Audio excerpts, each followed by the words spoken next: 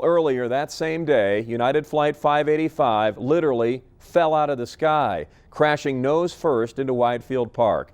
25 passengers and crew on board died. It was a day just like today, clear, sunny, but windy, which would be a key component in the early investigation into what may have happened. Lisa Leiden has a look back on that fateful day and a special remembrance today at the crash site. Death doesn't choose who is good or bad. It just chooses whose time is up on this world. Sunday, March 3rd, 1991, 9:43 a.m., United Airlines Flight 585 on final approach from Denver to Colorado Springs suddenly nosedives into Widefield Community Park.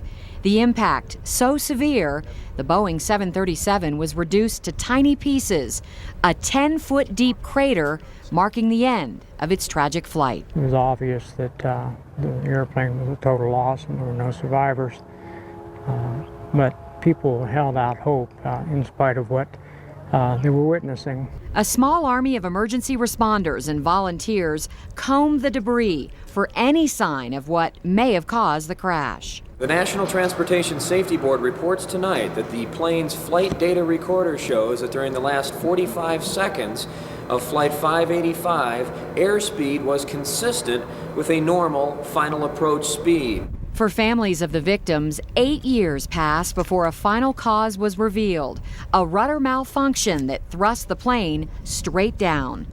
On this, the 20th anniversary of the tragedy, a handful of those left behind gather to remember. A gazebo next to the point of impact, rows of trees commemorate the lives tragically lost. The pain never goes away. Diane Russell, visiting from Alabama, her daughter Monica, a 22-year-old model and actress, serving as a flight attendant on that fateful flight. We think and wonder what you would be doing now if you were still here with us. Well, we were in church when we were notified that there was a plane accident. We didn't know the extent of anything, and we were just told to come on down to the airport. Chaplain Jack Olafson, his father-in-law, Vincent Riga, on board the flight, returning from a business trip. It was quite impactful, very, very hard. Thank you very much. Flowers for first responders returning to the scene that affected them so deeply on that day and in the 2 decades since. The trauma of that day